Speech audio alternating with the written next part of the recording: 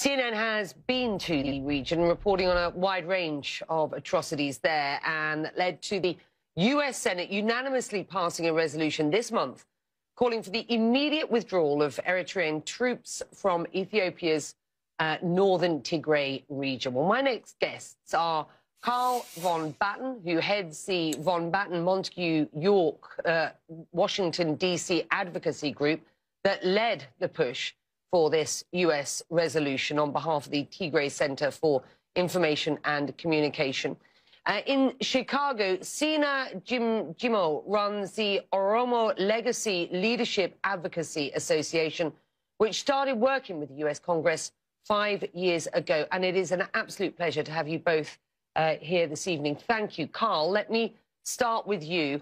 And I just want to discuss what further details you have about how these new U.S. sanctions and visa restrictions will work. As we understand it, they will be based off the findings of the joint Ethiopian Human Rights Commission investigation with the UN into what's happening in Tigray. Is that correct?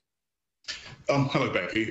Before I answer your question, I just want to say thank you to CNN. Your outstanding reporting was a linchpin that got this through. So thank you very much. I deeply appreciate it. I can't really, give you more details about what the U.S. is going to do as it pertains to sanctions. We have not really dived into that information yet as it pertains to visa restrictions. When we get the clearance to inform people about this, we'll let you know. But right now, the Biden guys are working on this right now. And so when I have more information, I'll let you know. But at this time, I can't really discuss anything as yet. If this is a joint investigation, as we understand it, the Ethiopian Human Rights Commission is an Ethiopian state-appointed body. And our viewers will be wondering, I'm sure, whether a government that's being investigated should be allowed to be part of the investigation's mechanism. I wonder how you feel about that.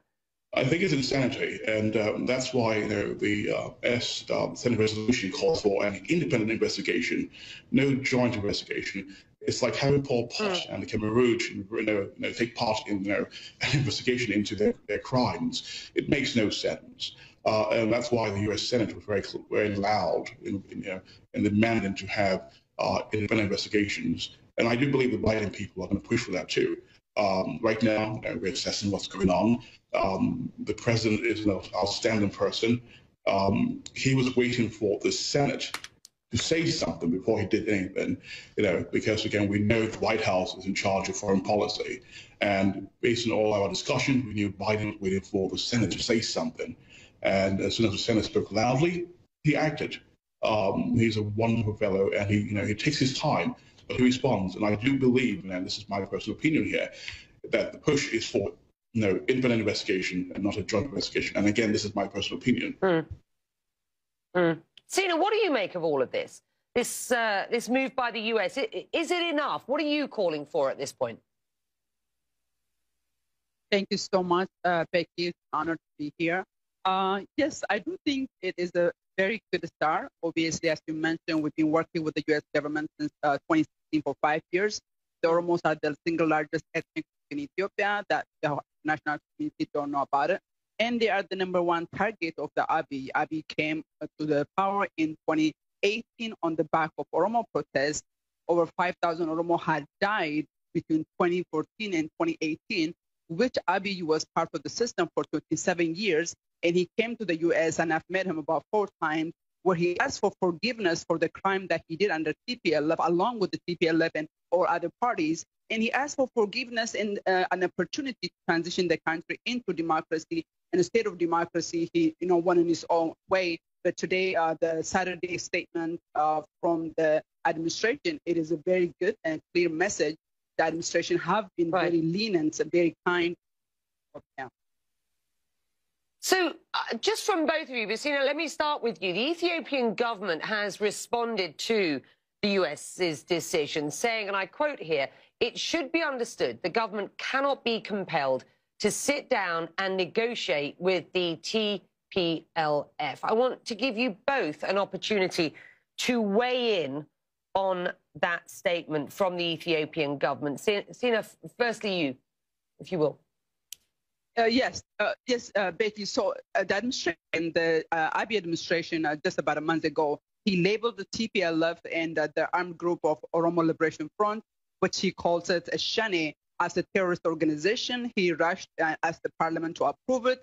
That way he would not negotiate. But let's be honest, Becky, that Abiy have targeted Oromo more than anybody. Oromos are the largest ethnic group, 50% of the Ethiopian population. And Abiy targeted the Oromos. He came to power in April 2018. He declared state of emergencies in the western part of Oromia, and he have been killing Oromos nonstop. Ethiopian Human Rights Commission came out just 2 weeks ago where they saw a children, 5 months, been in prison since July of last year, that the international community have not said anything. So Abiy is literally the fact that he cannot negotiate with the TPLF, which he labeled as a terrorist organization. And, he was part of this previous system that labeled the Oromo organization as a terrorist organization. So it is not surprising, Becky.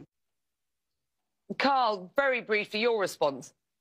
I think it's a joke from Abiy. It makes no sense. He labeled the TPLF a terrorist group, so he doesn't have to negotiate with them.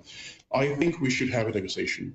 One thing we're going to be pushing for is a national dialogue. We're hoping that that the Biden administration calls for a dialogue here in Washington D.C., where we get all the stakeholders to come here and have a Camp David type of discussion. He has to negotiate with the TPLF. They represent a group of people. They're not my clients. We don't work with the TPLF, but so far they speak for a certain population in the country, and so he has to talk with them and other groups too. The Somalis, there's issue going there too, and so we have to have a national dialogue. And I do hope he'll come to his senses and understand that this is a road to nowhere. I think that the U.S. government has taken its time, and it's about we have some action, and so I'm going to push for more sanctions. And I hope he talks to the TPLF and other groups out there. Right. Real action and not a cosmetic fix, I'm sure, is what you are looking for at this point. Sina, you are a representative of an Oromo group, the largest ethnic bloc in Ethiopia, and you have said that the international community cannot remain complicit nor ignorant to the reality there. We've got about a minute and a half. Just tell us about the growing violence in that region, and do you fear a potential civil war in Ethiopia at this point? Becky, what's happening in Tigray obviously is horrific, and we've been speaking up, about that from the day one when the war broke out. However, Becky, let's remember, Tigray account to 6% of Ethiopian population, whereas Oromo account to 50% of the population, and yet the international community have not said anything.